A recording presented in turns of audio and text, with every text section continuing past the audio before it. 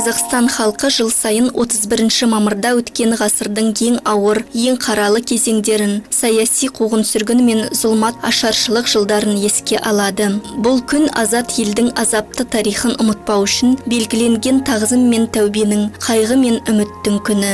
1997 жылы Қазақстан Республикасының президенті бұл күнді ресми түрде саяси қуғын-сүргін және ашаршылық құрбандарын еске алу күні деп жариялады. Содан бері бұл күн тарихтың тасасында қалған үнсіз дауыстарды тірілтіп, әділетсіздік құрбандарын жадымызда жаңғыртатын ерекше күнге айналды. 20-30 жылдары қазақ халқы бұрын соңды болмаған нәубетті бастан кешті. Ашаршылықтан миллиондаған адам көз жұмды. Ал жазықсыз жандар халық жауы атанып қуғын-сүргінге ұшырады. Қазақстан кеңес өкіметі орнатқан саяси террордың негізгі алаңына айналды. Шалғайда жатқан дала елі сенімсіз деп танылған. Билікке қарсы көзқарастағы сан мыңдаған адамдар үшін мәжбүрлі қонысқа айналды. Олар еркінен тыс жер аударылып, НКВД бақылауында өмір сүрді. Көпшілігі лагерге қамалып, ауыр еңбекке жегілді. Тіпті ату жазасына кесілді. Қазақстан ГУЛАГ лагерінің ең ірі шоғырына айналды. Ресми деректерге сүйенсек, 103 мыңнан астам адам қуғынға ұшырап, оның 25 мыңнан астамы ату жазасына кесілді. Бұл тізімде ғылым, өнер, медицина мен саясаттың ең жарқын өкілдері де бар еді. Ахмет Байтұрсынұлы, Әлихан Бөкейхан, Міржақып Дулатов, Мағжан Жұмабаев, Сәкен Сейфуллин, Ильяс Жансүгіров, Бейімбет Майлин сынды қайраткерлер ұлт болашағы үшін жанын пида етті.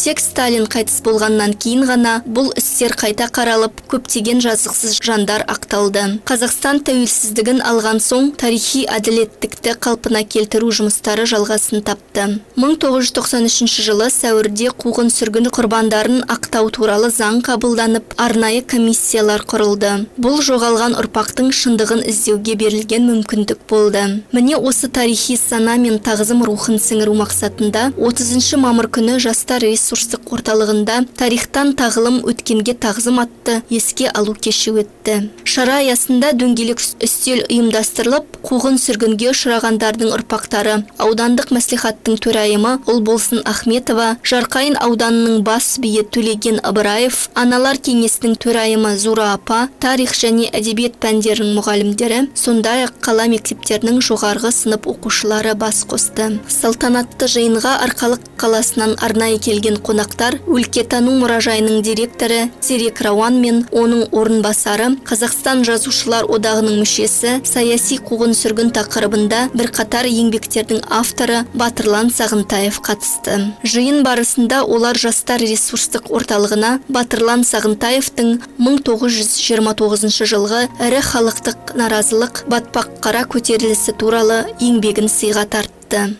Жалпы қазақ даласы бойынша өзі саяси қуғын-сүргін осы Торғай топырағында басталған деп өзге болады. Біз жаңа батпақ қара көтерілісін айтып жатырмыз, бұның өзі 29 жыл. Біз 30 жылдардағы қуғын-сүргінді, 50 жылдардағы қуғын-сүргінді айтамыз. Бірақ ең алғашқы қуғын-сүргін Торғай өңірінде 1922 жылы басталған еді. Үлкен ашаршылық болды, жұт болды. Сонда біздің аталарымыз осы Ақмола өңірінен, Жарғайыңнан, Атбасардан, Есілден келіп астық алып кеткендер бар. Орталық газеттерге сол кезде шыққан дүниелер бар. Смағұл Сатуағасовтың өзі келді. Сол кезеңде Торғай ісі деген үлкен сот процесі болып, ол сот процесі 22 жылы басталды 1900. Содан бірнеше жыл бойы созылып, 1926 жылы Қызылорда қаласына тұрақталды.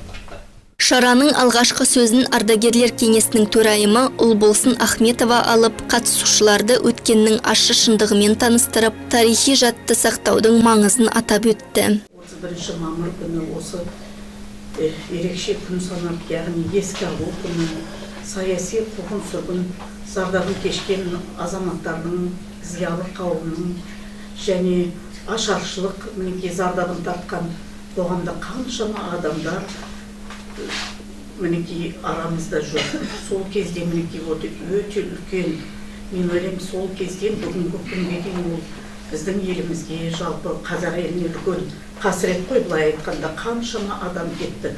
Сол кісілердің ұрпағы мінекей.